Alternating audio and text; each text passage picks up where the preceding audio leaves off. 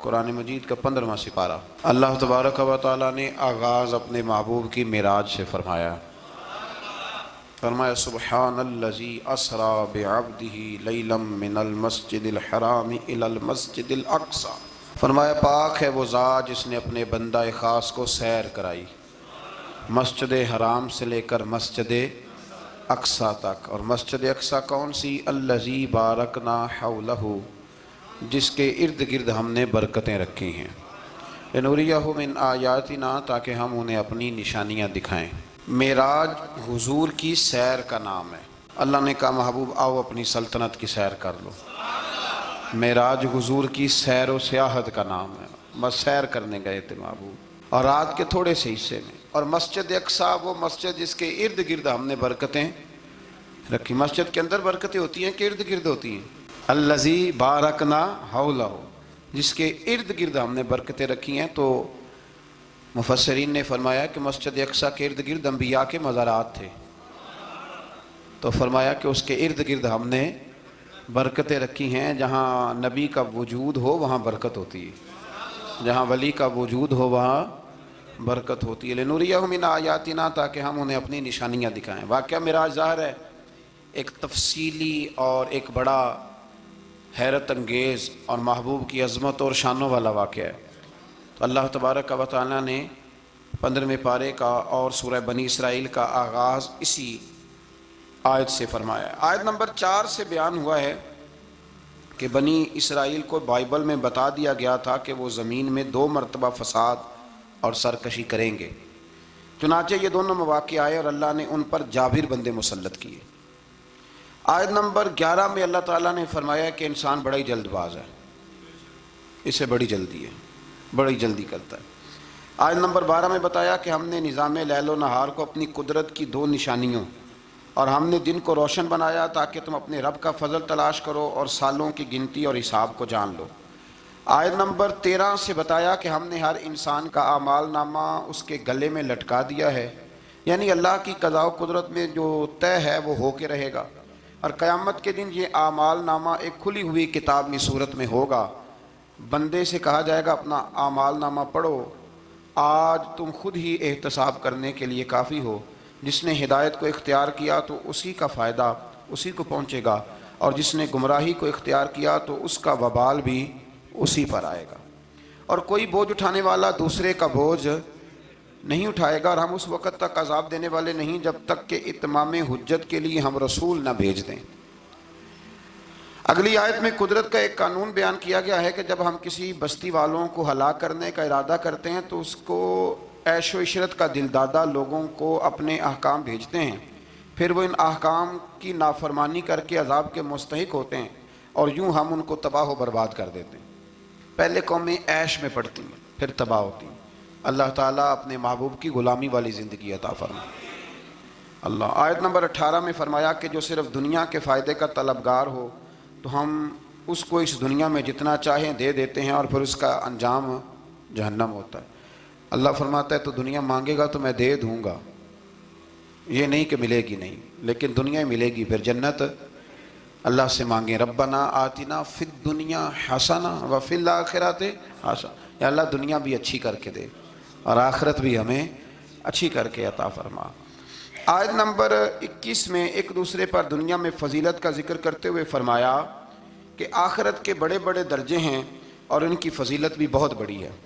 آیت نمبر 23 میں والدین کے حقوق کی جانب متوجہ کرتے ہوئے فرمایا کہ تمہارے رب نے حکم دیا ہے کہ اس کے سوا کسی کی عبادت نہ کرو، اور ماں باپ کے ساتھ نیک سلوک کرو۔ اگر تمہاری زندگی میں وہ دونوں یا ان میں سے کوئی ایک بڑھاپے کو پہنچ جائے تو اس کو اف تک نہ کہو، ان کو جھڑکو بھی نہیں، اور ان کے ساتھ ادب سے بات کرو، اور ان کے لیے عاجزی اور رحم دلی کے بازو جھکائے رکھو، اور یہ دعا کرو کہ اے میرے رب ان پر رحم فرما جیسا کہ انہوں نے بچپن میں رحم کے ساتھ میری پرورش فرمائی تھی۔ آیت نمبر 26 میں قرابت داروں، مسکینوں اور مسافروں کے حقوق ادا کرنے اور فضول خرچی سے اجتناب کا حکم ہے، اور یہ کہ فضول خرچی کرنے والے شیطان کے بھائی ہیں، اور اگر بسبب تنگ دستی خرچ نہ کر سکو تو ان سے نرم بات ہی کر لو۔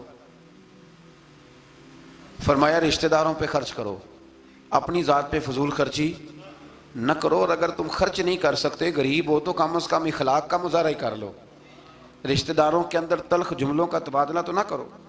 آیت نمبر 29 نے تسلسل کے ساتھ احکام کا بیان ہے، تسلسل کے ساتھ۔ نمبر 1 فرمایا خرچ کرنے میں بخل، ہرس اور فضول خرچی کے درمیان میانہ روی کو اختیار کرنا، یعنی نیک کاموں میں کھلے دل سے خرچ کرنا اور مباح کاموں میں اعتدال کے ساتھ خرچ کرنا، اور ناجائز کاموں میں بالکل خرچ نہ کرنا۔ نمبر 2 ارشاد فرمایا کہ افلاس کے خوف سے اولاد کو قتل کرنے کی تمہیں ممانعت ہے، اور یہ کہ سب کا رزق دینے والا اللہ ہے۔ نمبر 3 میں فرمایا کہ زنا بہت بری چیز ہے، اس سے بچو۔ نمبر 4 میں قتل ناحق کی ممانعت ہے اور قصاص لینے میں حد اعتدال میں رہنے کا حکم ہے۔ نمبر 5 میں یتیم کا مال کھانے کی ممانعت ہے اور اس کے بالغ ہونے تک اس کے مال کی حفاظت کا حکم ہے۔ نمبر 6 وعدوں کے پورے کرنے کا حکم دیا گیا، یہ آیت نمبر 29 میں سارے احکام ہیں۔ اور نمبر 7 ناپ تول میں خیانت کی ممانعت کی گئی۔ نمبر 8 جس چیز کا علم نہ ہو اس کے در پہ ہونے کی ممانعت کی، جس کا پتہ نہیں اس مسئلے میں پڑھنے سے اللہ نے یہ تو بڑا مشکل کام بتا دیا ہے۔ یہاں تو جس کو بالکل بھی نہیں نہ پتا وہ بھی 1 2 3 فتوے تو دن میں دے ہی دیتا ہے، اللہ ماشاء اللہ۔ فرمایا جس کا پتہ نہیں اس کام کے پیچھے بے شک کان آنکھ دل ان سب سے روز قیامت سوال ہوگا۔ 9 نمبر میں فرمایا تکبر اور اطراء کے چلنے والے ٹھیک نہیں کرتے، ان کی مذمت ہے۔ نمبر 10 شرک کی مذمت بیان کی گئی، اور 11 نمبر پہ یہ بھی بیان ہوا کہ کسی کی روزی کی کشادگی یا تنگی کا مدار اس کی فضیلت یا بے قدری نہیں کہ بندہ اچھا نہیں تھا اس لیے اللہ نے پیسے نہیں دیے، فرمایا یہ اس کی بے قدری اس وجہ سے نہیں، یہ اللہ تعالیٰ کی حکمت اور مشیت کا معاملہ ہے۔ اللہ زیادہ بہتر جانتا ہے کہ کسی کو اس نے کیا دینا ہے۔ ان تفصیلات کے بعد فرمایا اے رسول یہ وہ حکمت والی باتیں ہیں جن کی ہم نے آپ کی طرف وحی فرمائی ہے۔ اقوال زری لکھے ہوتے ہیں نا، آپ اس طرح کریں سورہ بنی اسرائیل کی آیت نمبر 29 لکھ کے لگائیں۔ میں اکثر نا جب کوئی بندہ کہتا ہے نا اقوال زری، تو میں کہتا ہوں پہلے بتاؤ قرآن سارا تم نے لکھ کے لگا لیا، یاد کر لیا، حدیثیں ساری لکھ لی؟ اب تو انگریزوں کے قولوں کو اقوال زری بنا کے لوگ بیان کرتے ہیں، تو میں کہتا ہوں پہلے قرآن حدیث اپنے اللہ کے بندوں کی باتیں تو پوری کر لو، تم تو دور نکل گئے ہو۔ اللہ فرماتا ہے یہ حکمت والی باتیں ہیں، یہ تھوڑی حکمت والی بات ہے کہ رب فرما رہا ہے کہ کسی کی روزی کا کشادگی یا تنگی کا مدار اس کی فضیلت یا بے قدری پہ نہیں، بلکہ تو اللہ بہتر جانتا ہے کہ اس کو کیا دینا ہے، تو یہ بہت بڑی حکمت والی بات۔ آیت نمبر 40 میں کفار اور مشرکین کی اس خبیث فطرت کو بیان کیا گیا کہ خود تو بیٹوں کی تمنا کرتے ہیں اور اللہ کی طرف بیٹیوں کی نسبت کر کے کہتے ہیں کہ فرشتے معاذ اللہ اللہ کی بیٹی ہیں۔ آیت نمبر 44 سے بیان ہوا کہ 7 آسمان اور زمینیں اور جو بھی ان میں ہے اپنے اپنے انداز میں اللہ کی تسبیح کر رہے ہیں، ہر چیز اللہ کی حمد کے ساتھ اس کی تسبیح کر رہی ہے، لیکن تم ان کی تسبیح کو سن نہیں سکتے۔ آیت نمبر 45 میں فرمایا کہ منکرین آخرت قرآن کی تعلیمات سے استفادہ کرنے سے محروم رہے اور ان کے دل و دماغ حق کو قبول کرنے کی سعادت سے محروم ہیں، اور فصیح و بلیغ قرآن سن کر بھی نبی پر سحر زدہ ہونے کا تان کرتے ہیں معاذ اللہ۔ آیت نمبر 49 میں بتایا کہ منکرین آخرت کہتے ہیں کہ جب ہماری ہڈیاں گل سڑ کے ریزہ ریزہ ہو جائیں گی تو کیا ہمیں از سر نو پیدا کیا جائے گا؟ اللہ تعالیٰ نے فرمایا تم پتھر بن جاؤ یا لوہا یا کوئی اور مخلوق جو تمہارے خیال میں بہت سخت ہو، وہی رب ذوالجلال دوبارہ پیدا کرے گا جس نے تمہیں پہلے پیدا فرمایا تھا۔ آیت نمبر 52 میں عمدہ بات کرنے کا حکم دیا گیا، اور آیت نمبر 56 میں بتایا کہ باطل معبود اپنے پوجنے والوں کی تکلیف کو دور کرنے یا بدلنے کی قدرت نہیں رکھتے۔ آیت نمبر 61 سے ایک بار پھر فرشتوں کے آدم کو سجدہ کرنے اور شیطان کے انکار کرنے کا ذکر ہے، اور اس بات کا بھی کہ شیطان جو کچھ بھی کر لے اللہ کے خاص بندوں پر اس کا داؤ چلتا نہیں ہے۔ آیت نمبر 67 میں فرمایا کہ جب سمندری طوفان میں گر جاتے ہیں تو معبودان باطلہ کی بجائے صرف اللہ کو پکارتے ہیں، کافر بھی اس وقت اللہ ہی کو پکارتے ہیں، لیکن نجات کی صورت میں یہ لوگ پھر شرک میں مبتلا ہو جاتے ہیں۔ آیت نمبر 68 میں مشرکوں کو متنبع کیا گیا کہ اگر ان پر کوئی آفت آ گئی یا انہیں خشک سرزمین میں کہیں دنسا دیا گیا یا کسی اور مصیبت میں مبتلا کیا گیا تو اللہ کے سوا کوئی نجات دینے والا نہیں ہے۔ آیت نمبر 70 میں بنی آدم کی عزت اور کرامت کا ذکر ہے کہ اللہ نے بنی آدم کو اپنی مخلوقات میں بہت سوں پر فضیلت عطا فرمائی ہے۔ آیت نمبر 71 میں انسانوں کو اپنے پیشواؤں کے ساتھ بلائے جانے، دائیں بائیں اعمال نامے لینے والوں کو کامیابی کا بیان ہے، اور جو دنیا میں حق سے اندھا ہے وہ آخرت میں بھی اندھا ہے۔ قیامت میں اس کا کوئی پیشوا ہوگا اسی کے ساتھ ہی بلایا جائے گا نا، جو ساری زندگی کہتا رہے میں مانتا ہی نہیں کسی کو، کوئی امام نہیں، کوئی تقلید نہیں، کوئی شے نہیں، تو وہ کدھر جائے گا؟ ہاں اسی کے ساتھ جائے گا۔ اللہ تبارک و تعالیٰ سمجھنے کی توفیق عطا فرمائے۔ پھر اللہ تبارک و تعالیٰ نے آیت نمبر 73 سے کفار کے آپ صلی اللہ علیہ وسلم کو رائے حق سے ہٹانے کے باطل ارادوں کا ذکر فرمایا۔ اللہ تعالیٰ نے حق کے راستے میں آپ کی ثابت قدمی کو اپنا فضل قرار دیا ہے۔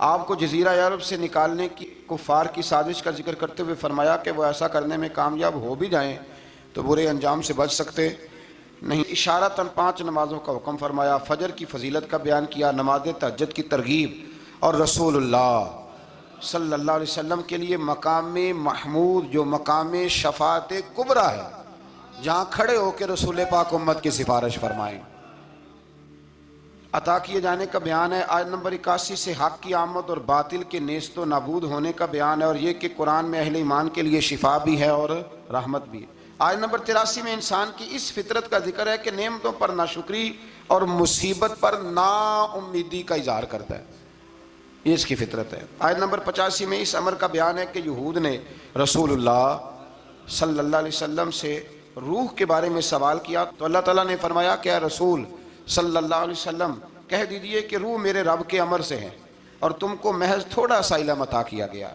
اس سے یہ بتانا مقصود ہے کہ جن چیزوں کی حقیقت جاننے پر ہدایت اور نجات موقوف نہیں نا، ان کے در پہ ہونے کی تمہیں ضرورت بھی نہیں ہے۔ آیت نمبر 88 میں ایک بار پھر قرآن کے مثل لانے کا چیلنج اور کافروں کے عجز کا بیان۔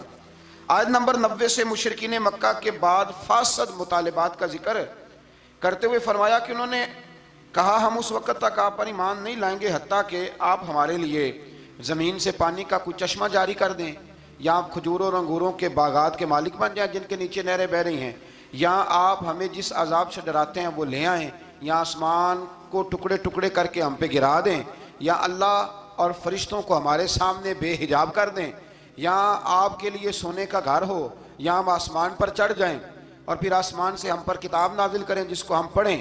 ان سب مطالبات کے جواب میں اللہ نے فرمایا اے رسول صلی اللہ علیہ وسلم کہہ دو میرا رب ہر عیب سے پاک ہے، میں کوئی شعبدے باز نہیں ہوں، بلکہ میں تو اللہ کا وہ بندہ ہوں جسے اللہ نے اپنا رسول بنا کے بھیجا ہے۔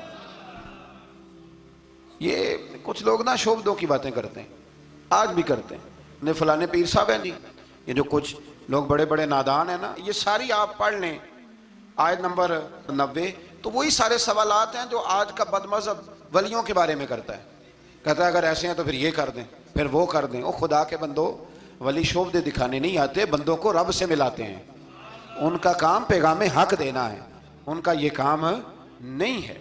آیت نمبر 94 سے کفار مکہ کے اس اعتراض کا ذکر ہے کہ اللہ نے بشر کو رسول بنا کے کیوں بھیجا، استغفر اللہ، یعنی کوئی فرشتہ کیوں نہیں بھیجا؟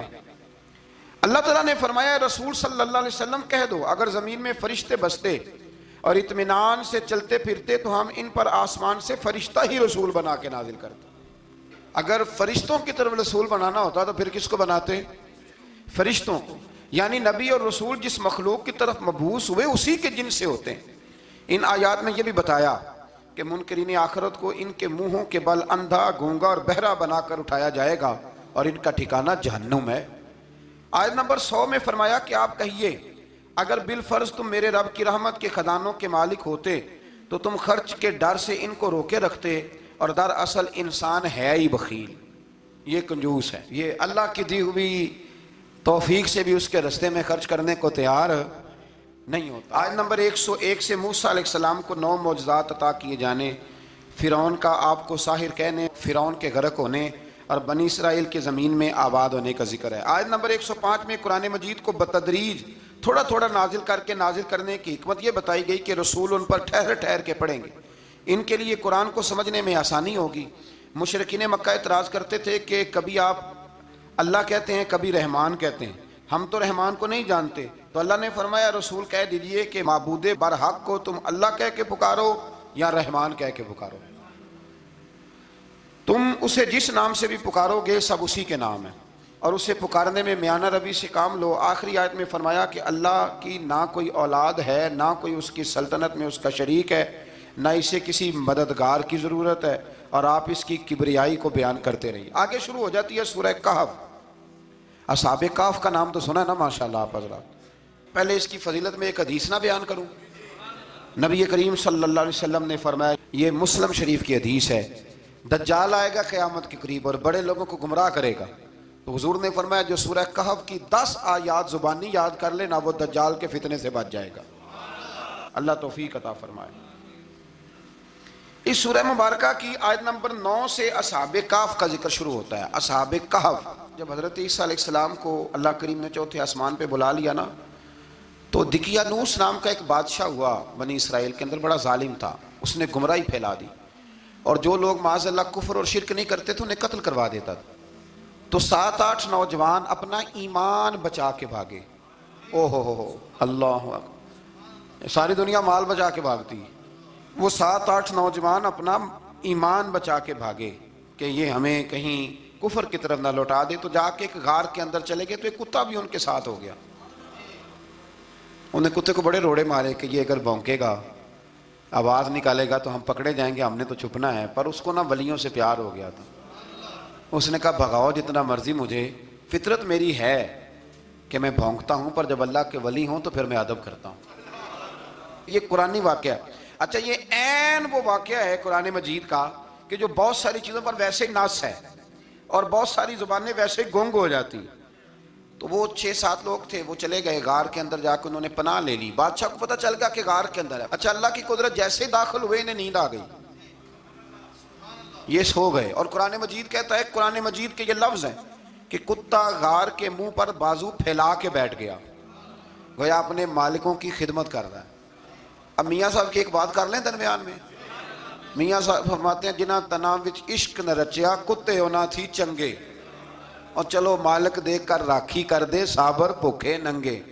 یہ دیکھو نا کہ اتنا تو ان کے اندر بھی کمال ہے، اپنے نا دونوں بازو پھیلا کے، کتا بھی غار پہ بیٹھ گیا۔ ان کو نیند آ گئی، بادشاہ نے پتہ کرایا، کہاں بھاگ کے گئے؟ تو کہا وہ غار کے اندر ہیں۔ بادشاہ کہنے لگا کہ ان کی سزا یہ ہے کہ ایک دیوار چن دو غار کے منہ میں، غار کوئی بند کر دو۔ جس بندے کی ڈیوٹی لگائی نا غار چننے کی، بندہ بڑا نیک تھا، اس کو دیوار بنانے کا ذمہ دیا، اس نے نا دیوار بھی بنائی اور ایک تختی پہ نا سب کے نام لکھے، اور وہ تختی ایک صندوق میں رکھ کے وہاں بند کر دی، اور اسی طرح کی ایک تختی اس کے نیچے لکھا کہ ایک تختی ان کے ناموں کی نا میں مال خزانہ میں بھی بند کر رہا ہوں۔ اللہ تبارک و تعالیٰ کی قدرت کے بعد مفسرین نے لکھا ہے وہ 100 سال تک سوئے رہے، اور بعض نے لکھا ہے کہ 300 سال تک سوئے رہے۔ 300 سال کے بعد اس طرح ہوا کہ حکومتیں بدل گئیں۔ بیدروس نام کا ایک بادشاہ آ گیا، وہ بڑا نیک دل تھا، اس نے ہر طرف حضرت عیسیٰ علیہ السلام کی شریعت کا پھر سے نعرہ بلند کیا۔ اب نا کچھ لوگ ایسے تھے جو منکر ہو گئے تھے کہ مرنے کے بعد دوبارہ کیسے اٹھیں گے۔ بادشاہ ایک دن حجرے میں گیا، جا کے دعا مانگی، یا اللہ کوئی ایسی بات دکھا جس سے لوگوں کا ایمان پکا ہو جائے۔ اس طرح کے بادشاہ ہوا کرتے تھے۔ تو رب کریم نے کہا میں نے تو پہلے ایک راز چھپا کے رکھا ہوا ہے، کھول دیتے ہیں۔ اس نے دعا مانگی، اور ادھر کیا معاملہ ہوا، ایک چرواہا بکریاں چرانے والا وہاں سے گزرا، اس نے سوچا یہ دیوار ہے، اگر اس کا منہ کھول لوں نا کبھی تو میری بکریاں یہاں تھوڑا سا دھوپ کے اندر سستا لیا کریں گی۔ اس چرواہے نے کیا کیا کہ اس نے وہ دیوار گرائی تاکہ میری بکریاں اندر جایا کریں۔ وہ دیوار گرائی تو اس نے اندر 6-7 لوگ سوئے ہوئے دیکھے، اور کتا بھی سویا ہوا دیکھا۔ اللہ تبارک و تعالیٰ اپنی قدرت سے، اپنے فضل سے ان کی کروٹیں بھی بدلتا رہا، اپنی قدرت سے۔ ایک طرف انسان پڑا رہے نا تو اعضاء گل جاتے ہیں، ان کی کروٹیں بھی بدلی جاتی، مناسب روشنی بھی دی جاتی، حرارت بھی۔ اس نے دیوار گرائی تو ان کی آنکھ کھل گئی، ایک دوسرے سے کہنے لگے آج تو بڑی گہری نیند سوئے ہیں یار، آج تو لمبی نیند پوری کر لی، چلو بھوک بڑی لگی ہے ایک دوست کو بھیجو۔ یہ سارا واقعہ قرآن مجید میں موجود ہے، میں اپنے لفظوں میں بیان کر رہا ہوں۔ جاؤ ایک دوست کو بھیجو بازار سے نا کھانا لے آئے، پیسے وہی 300 سال پرانی کرنسی۔ وہ جب نان بھائی کی دکان پہ گیا نا سامان لینے، اس کو پیسے دیے تو نان بھائی نے ہاتھ پکڑ لیا، کہنے لگا میاں تو کدھر سے آیا، یہ کون سے پیسے؟ اس نے کہا پیسے کاہے کے، میں بھی سوچ رہا ہوں کہ حالات بدلے ہیں، سارے حضرت عیسیٰ کا کلمہ پڑھ رہے ہیں، ماحول اور ہے۔ اس نے کہا تیرے ہاتھ کوئی خزانہ لگ گیا ہے، یہ تو ہم نام سنتے تھے کہ یہاں کوئی دقیانوس نام کا بادشاہ رہے، کوئی خزانہ، بتا کہاں سے لیے؟ شور ہوا، حاکم شہر تک خبر پہنچی، بادشاہ تک پہنچی۔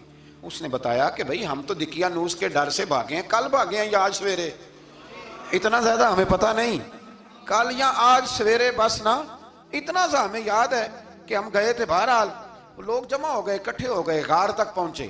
اب جو غار کے اندر تھے وہ پتہ کہتے کہتے لگتا ہے ہمارا دوست پکڑا گیا ہے، پکڑا گیا تو اب بندے جمع ہو، وہ اندر ڈر رہے تھے، تسبیح کر رہے تھے، اللہ کو یاد کر رہے تھے، ادھر یہ پہنچ گیا جب ان لوگوں نے یہ جیتا جاگتا رب کے فضل کا نمونہ دیکھا، اور بادشاہ نے کہا کہ یہ کیا ہے؟ صندوق کھولا تو اس کے اندر وہ تختی لکھی تھی کہ یہ ان کے نام ہے، یہ دقیانوس سے ڈر کے بھاگے ہوئے ہیں، یہاں یہ سو رہے ہیں، اور اسی کی ایک تختی میں نے فلاں جگہ بھی دفن کیا، وہ تختی بھی وہاں سے نکل آئی۔ اب سب لوگوں کی آنکھوں میں آنسو آئے اور سب کہنے لگے لا الہ الا اللہ، لا الہ الا اللہ، لا الہ الا اللہ، سب کہنے لگے ان اللہ علی کل شیء قدیر۔ جب ان کی بات پوری ہو گئی، لوگوں کے ایمان پختہ ہو گئے، تو اصحاب کہف کہنے لگے کہ ہمیں اب اجازت ہے، ہم پھر دوبارہ غار میں جاتے ہیں۔ وہ غار میں گئے تو رب نے پھر انہیں موت عطا فرمائی، نیند عطا فرمائی، تحفہ دیا۔ بادشاہ نے پھر اس کے آگے دیوار بنائی اور وہاں بادشاہ نے ایک مسجد تعمیر کرا دی، لوگ زیارت کرنے جاتے ہیں۔ یہ اصحاب کہف کا ذکر ہے۔ اب یہاں ہمارے مفسرین نے لکھا ہے کہ وہ جو کتا تھا نا، وہ بھی ساتھ ہی تھا۔ اللہ قیامت والے دن اسے انسانی، یا تو انسانی شکل ملے گی، یا جیسے رب کا فضل ہوگا رب کریم اسے بھی جنت عطا فرمائے گا۔ اس نے تبلیغ کی، دین کی، اس نے کیا کیا؟ تبلیغ کی، نمازیں پڑھی، روزے رکھے، حج کیا، 10 ہوتے صحیح اس کیتا کی۔ اسی آکھیے نا خدا کے فضل سے ہم پر ہے سایہ غوث اعظم کا، ہمیں دونوں جہاں میں ہے سہارا غوث اعظم کا۔ لوگ پریشان ہو جاتے ہیں، کہتے ہیں کس طرح کی بات کرتے ہو؟ تو میں نے کہا اصل میں تیرا عقیدہ کچا ہے، وہاں تو کتا چلا جائے ولی کے پاس تو رب اسے جنت دے دیتا ہے، تو جیگتا جاتا مومن جائے تو اللہ کیوں فضل نہیں فرماتا؟ اس سے آگے نا پھر آیت نمبر 32 ہے، اس میں اللہ تبارک و تعالیٰ نے 2 لوگوں کا واقعہ بیان کیا ہے۔ فرمایا ایک شخص کے انگوروں کے باغات تھے اور چاروں طرف سے انہیں کھجوروں کے درختوں نے گھیر رکھا تھا، اور درمیان میں کھیتی بھی تھی، اور بیچ میں دریا بھی بہہ رہا تھا، اور ان باغات میں بہت عمدہ فصل دی۔ ایک دن یہ شخص اپنے ساتھی سے کہنے لگا میرا مال اور افرادی قوت تم سے زیادہ ہے، مجھے یقین ہے کہ یہ باغ کبھی برباد نہیں ہوگا۔ اول تو مجھے قیامت کا یقین ہی نہیں معاذ اللہ، لیکن اگر قیامت آئی تو مجھے وہاں سے بھی بہتر مال ملے گا۔ اس کے دوسرے ساتھی نے کہا تو اپنی اصل کو بھول گیا ہے، اور تو نے اپنے خالق کی ناشکری کی جو کہ وحدہ لا شریک ہے۔ اگر تم نے باغ میں داخل ہوتے وقت ماشاءاللہ لا قوت الا باللہ کہہ دیا ہوتا تو یہ تمہارے حق میں بہتر ہوتا۔ اگرچہ مال اور اولاد میں تم سے کم ہوں، لیکن میرا ایمان یہ ہے کہ اللہ تعالیٰ مجھے اس سے بہتر نعمت عطا کرے گا، اور آسمان سے کوئی آفت آئی اور تمہارا باغ تباہ و برباد ہو جائے گا، یا اگر اس کا پانی زمین میں دھس گیا تو پھر تم اسے تلاش نہ کر پاؤ گے۔ بالآخر اس شخص کا باغ برباد ہو گیا۔ وہ جو کہتا تھا نا مجھے یقین نہیں قیامت نہیں آئے گی، اس کا باغ ہی، اور وہ کفِ افسوس ملتے ہوئے کہنے لگا کاش میں نے شرک نہ کیا ہوتا، لیکن پھر اس کا کوئی نہ مددگار تھا اور نہ حمایتی۔ آیت نمبر 45 میں اللہ تعالیٰ نے دنیا کی زندگی کی ناپائیداری کو ایک مثال سے بیان فرمایا کہ آسمان سے بارش نازل ہوئی، گھنا سبزہ نکلا، پھر وہ سوکھ کر چورا چورا ہو گیا، جسے ہوا اڑا کے لے گئی۔ مال اور بیٹے تو محض جیتی دنیا کا سنگار ہے، جب تک تم زندہ ہو تب تک مال بھی ہیں اور بیٹے بھی ہیں۔ والباقیات الصالحات، اگر کچھ ہے باقی رہے گی تو تمہارے اچھے اعمال باقی رہیں گے، اور اگر اولاد نیک ہوئی تو وہ بھی باقیات الصالحات میں شامل ہو جائے گی۔ آیت نمبر 47 سے فرمایا کہ قیامت کے دن تمام روئے زمین پر ایک کھلے میدان کی صورت میں ہوگا، سب لوگ صف باندھے رب کے حضور اکیلے حاضر ہوں گے اور اپنے اعمال ناموں کو دیکھ کر خوف زدہ ہوں گے، کہیں گے ہائے افسوس اس اعمال نامے کو کیا ہوا، اس نے نہ کوئی صغیرہ گناہ چھوڑا نہ کبیرہ، مگر سب کو شمار کیا۔ آیت نمبر 50 میں حضرت آدم علیہ السلام کو فرشتوں کے سجدہ، ابلیس کی نافرمانی اور شیطان اور اس کی ذریت کے انسان کے دشمن ہونے کا بیان ہے۔ آگے پھر ذکر شروع ہو جاتا ہے حضرت موسیٰ علیہ السلام اور حضرت خضر علیہ السلام کا۔ یہ لفظ خضر بھی ہے اور خضر بھی ہے، یہ 2-3 طریقوں سے پڑھا جاتا ہے۔ حضرت خضر کے بارے میں مختلف روایات ہیں کہ یہ ولی ہیں کہ نبی ہیں، لیکن مضبوط رائے اکثر بزرگوں کی یہی ہے کہ یہ بھی اللہ کے نبی ہیں، اور بعض نے لکھا ہے یہ ہمیشہ سے زندہ ہیں۔ یہ 2 اللہ کے نبی حضرت الیاس علیہ السلام اور حضرت خضر علیہ السلام، یہ دونوں ہر سال حج میں بھی جاتے ہیں، ہر سال حج میں بھی جاتے ہیں، کیونکہ ایک روایت ملتی ہے کہ محبوب کریم علیہ السلام حج پہ گئے تو فرمایا میں الیاس اور خضر کو پہاڑوں سے اترتے ہوئے دیکھ رہا ہوں۔ تو جن کو اللہ نے کھلی آنکھیں دی ہوتی ہیں پھر انہیں زیارت بھی ہوتی ہے، انہیں یہ نظر بھی آتے ہیں۔ حضرت خضر علیہ السلام کو اللہ نے علم لدنی عطا فرمایا۔ یہ علم لدنی اللہ جس کو اپنے پاس سے عطا کر دے، اس کو علم لدنی کہتے ہیں۔ حضرت موسیٰ علیہ السلام ایک دن تقریر کرتے ہوئے کسی نے پوچھا کہ آپ سب سے بڑے عالم ہیں، فرمایا الحمدللہ۔ تو اللہ کریم نے فرمایا نہیں ہے موسیٰ کلیم، آپ سے بڑے بڑے بھی ہیں، بڑے بڑے لوگ ہیں۔ ہمارے ہاں مسئلہ ہے پا نہ پڑی اور لوگ مناظرہ کرنے آتے ہیں۔ کئی دفعہ لوگ نا مسئلہ بتاتے ہیں تو میں کہتا ہوں جناب آپ نے بتا دیا کہ اب آپ نے حکم کرنا ہے، اب آپ نے حکم کرنا ہے۔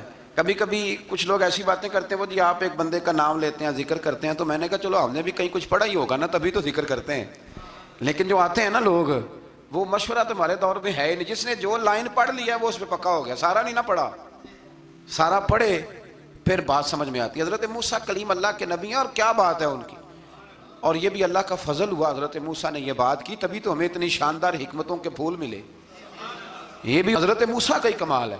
تو حضرت موسیٰ نے کہا کہ اے اللہ وہ جو مجھ سے بڑا ہے عالم ہے وہ کہاں ملے گا جس سے میں حکمت کی بات سیکھوں؟ تو فرمایا جہاں مجمع البحرین ہے نا، دو دریا ملتے ہیں، وہاں وہ ملے گا۔ حضرت موسیٰ کلیم سے اللہ نے فرمایا کہ جاؤ جہاں دو دریا ملیں گے نا وہاں تمہیں وہ شخص ملے گا۔ تو یا اللہ میں کس طرح؟ فرمایا زادرہ ساتھ لے جاؤ، کھانے پینے کا سامان۔ حضرت موسیٰ کلیم لے گئے، مچھلی بھی لے گئے۔ فرمایا یہ مچھلی جہاں تمہارے برتن سے نکل کے دریا میں داخل ہو وہاں دریا میں شگاف پڑ جائے گا، وہاں وہ تمہیں شخص ملے گا۔ حضرت موسیٰ نے اپنے خادم حضرت یوشع بن نون علیہ السلام کو بھی ساتھ لیا۔ یہ بعد میں حضرت موسیٰ علیہ السلام کے جانشین ہوئے۔ یہ دونوں سفر پہ نکل گئے، ایک جگہ پہ پہنچے جہاں پہاڑ تھا، ساتھ دریا بھی تھا، اس کے نیچے آرام کرنے لگے۔ حضرت موسیٰ کلیم سو گئے تو یوشع بن نون علیہ السلام موجود تھے، مچھلی جھٹ سے نکلی، دریا میں داخل ہو گئی، وہاں راستہ بھی بن گیا۔ اب اٹھے حضرت موسیٰ کلیم، جب اٹھے تو فرمایا چلو چلیں، تھوڑا آگے جا کے فرمایا بھوک لگ رہی ہے کھانا تو نکالو۔ انہیں یاد آیا، کہنے لگے حضور مچھلی تو دریا میں چلی گئی تھی۔ فرمایا تو نے بتایا نہیں، وہی تو ہماری منزل تھی جہاں مچھلی دریا میں گئی۔ پھر وہاں سے واپس آئے قدموں کے نشانوں پہ، وہاں پہنچے جہاں مچھلی گئی تھی تو وہاں ایک شخص لیٹا ہوا تھا چادر لے کے۔ آپ نے سلام لی تو انہوں نے کہا وعلیکم السلام یا موسیٰ کلیم اللہ۔ تو آپ نے فرمایا آپ کون ہیں؟ فرمایا میں وہی ہوں جس کو آپ تلاش کر رہے ہیں۔ تو فرمایا آپ نے مجھے کیسے پہچانا؟ فرمایا جس رب نے تمہیں بھیجا ہے نا اس نے ہی مجھے بتایا ہے کہ موسیٰ آ رہے ہیں، موسیٰ آ رہے ہیں۔ اب حضرت خضر نے جو کچھ فرمایا وہ بڑا شاندار ہے۔ فرمایا موسیٰ کچھ باتیں ایسی ہیں جن کا آپ کو علم ہے اور مجھے نہیں، اور کچھ ایسی ہیں جن کا مجھے علم ہے اور آپ۔ اللہ اکبر، یہ کبھی ہماری سمجھ میں بات آ جائے، یہ کبھی سمجھ میں آ جائے، کچھ باتیں ایسی ہیں جس کا مجھے علم ہے، اور یہ بڑے بڑے سیانے بندے نہیں مانتے، بڑے بڑے میں عالم ہوں جی، تو آپ عالم ہیں میاں ایک شعبے کے، لیکن بہت سارے دنیا میں شعبے ہیں نا، دین کے عالم کا درجہ سب سے بڑا ہے، لیکن قانونی مشاورت کرنی ہے تو آپ وکیل سے کریں گے، گاڑی کے بارے میں پوچھنا ہے تو کسی مکینک سے پوچھیں، لیکن آپ بن کے نہ بیٹھ جائیں۔ فرمایا جس کا آپ کو علم ہے مجھے نہیں، اور جس کا مجھے علم ہے ان میں سے آپ کو نہیں۔ تو کہا میں پھر آپ کے ساتھ رہنا چاہتا ہوں اور میں وہ سیکھنا چاہتا ہوں جو آپ بتا رہے ہیں۔ تو حضرت خضر فرمانے لگے صبر کر لیں گے میرے ساتھ؟ یہ سب سے مشکل کام ہے، یہ سب سے، یعنی ہر بات کی تو یہاں لوگوں کو وضاحت چاہیے۔ کھانسے بھی تو آپ کو بتانا پڑے گا کھانسے کیوں، ہنسے بھی تو آپ کو بتانا پڑے گا ہنسے کیوں۔ بے بزرگ ہیں، بزرگوں کی باتوں میں حکمتیں ہوتی ہیں، لیکن ہم حکمت کی طرف جانے کو تیار نہیں ہوتے، ہمیں تو فوری طور پہ جواب چاہیے، حل چاہیے۔ حضرت موسیٰ علیہ السلام جناب خضر کے ساتھ چلے، فرمایا صبر کروں گا، میں چلتا ہوں آپ کے ساتھ۔ دریا کے قریب گئے کشتی میں بیٹھنے کے لیے تو کشتی والوں نے حضرت خضر کو پہچان لیا، بغیر کرائے کے سوار کرایا، اور جب پار اترنے لگے تو حضرت خضر نے کشتی کا ایک تختہ ہی توڑ دیا۔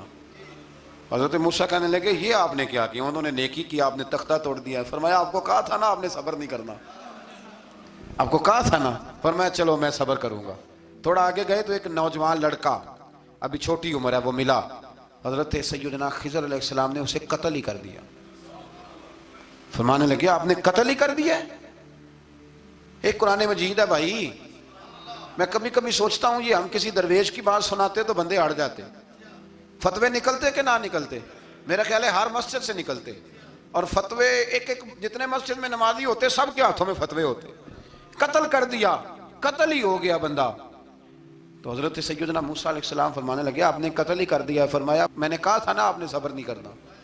آپ فرمانے لگے چلو اگر اب میں بولا نا تو بے شک آپ مجھے علیحدہ کر دیجئے گا۔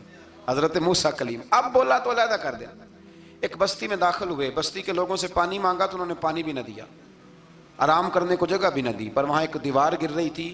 حضرت خضر علیہ السلام نے سیدھی کرنی شروع کر دی، ساری دیوار بنائی تو حضرت موسیٰ کہنے لگے کن لوگوں کی خدمت کر رہے ہو جنہوں نے پانی بھی نہیں دیا، انہوں نے پانی تک نہیں پوچھا۔ فرمانے لگے بس بھئی آپ نے وعدہ کیا تھا کہ اب بولیں گے تو بے شک علیحدہ کر دینا، آپ بولیں اب آپ کا اور میرا ساتھ زیادہ نہیں چل سکتا، آپ بولیں۔ جو بول پڑے نا غلامی کرے تو رستے لمبے چلتے ہیں، اور جو بولے نا جس کو وضاحتیں چاہیے ہو وہ غلام نہیں ہوتا، اس کے ساتھ پھر باتیں لمبی۔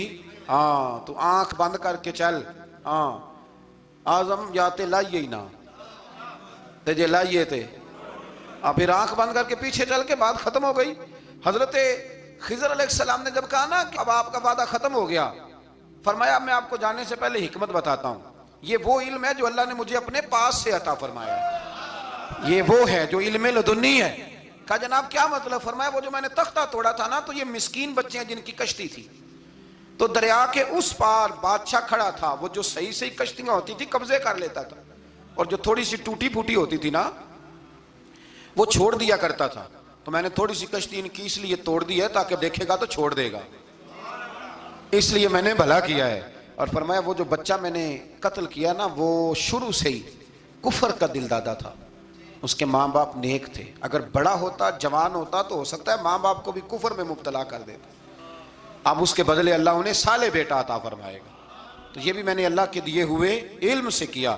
اور فرمایا یہ جو دیوار میں نے نبی ہو کے یا ولی ہو کے مزدوری کر کے دیوار بنائی ہے نا، اللہ اکبر، فرمایا یہ دیوار عام لوگوں کی نہیں، یہ یتیم بچوں کا خزانہ ہے دیوار کے نیچے، یہ گر جاتی تو خزانہ ظاہر ہو جاتا، اور بچائی اس لیے ہے کہ وَكَانَ أَبُوهُمَا صَالِحًا، ان بچوں کا باپ نیک آدمی تھا، ان کا باپ۔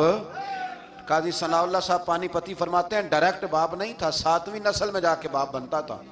سن لیں یہ بھی بات، ایک بندہ نیک ہو تو اس کی 7 نسلوں تک رب خزانوں کی بھی حفاظت فرماتا ہے۔ اب آپ اندازہ فرمائیں کہ بات کتنی دور تک جاتی ہے۔ بزرگوں کی باتوں میں نا حکمتیں ہوتی ہیں، دانائیاں ہوتی ہیں۔ یہ طریقت کے جو لوگ ہوتے ہیں انہیں سبق یہ دیا جاتا ہے کہ آمنا و صدقنا، ماننا ہے اور تصدیق کرنی۔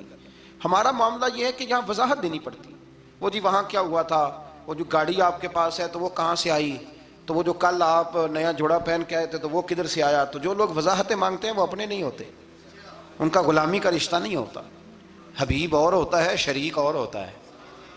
شریک وضاحتیں مانگتے ہیں، حبیب محبت کرتے ہیں۔ ہمارا آج سب سے بڑا المیہ یہ ہے، سب سے بڑا، کہ ہم کسی حکمت کے تحت کوئی بندہ اگر کوئی کام کر رہا ہے تو مجبوری ہے کہ ہمیں وہ حکمت بتائی جائے، ایسا نہ کریں۔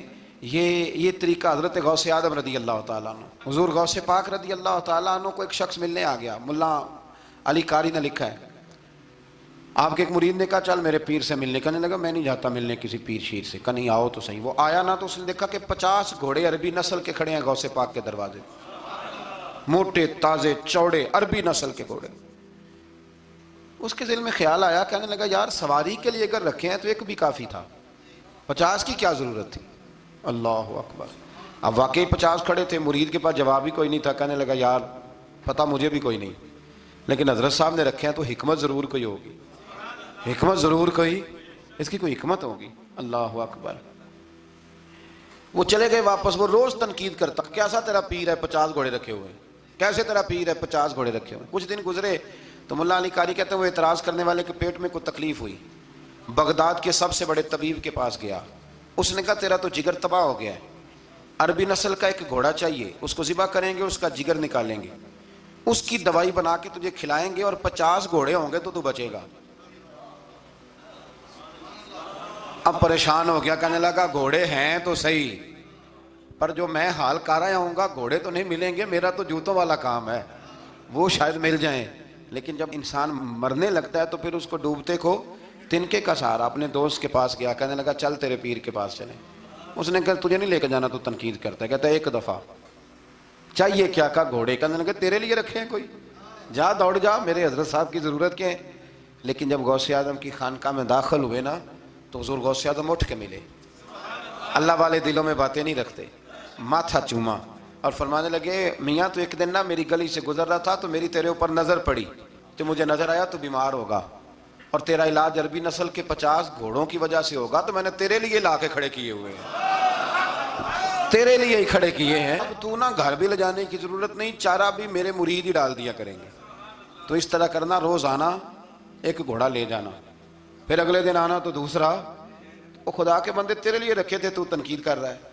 اللہ کے بندے پردہ پوش ہوتے ہیں۔ ہاں شرط یہ ہے کہ وہ بندہ صالح ہو، دیندار ہو، وہ والا پیر نہ ہو جو نماز بھی نہ پڑھے اور گھوڑے 15 رکھے ہوئے ہوں اس نے، وہ والا معاملہ نہ ہو۔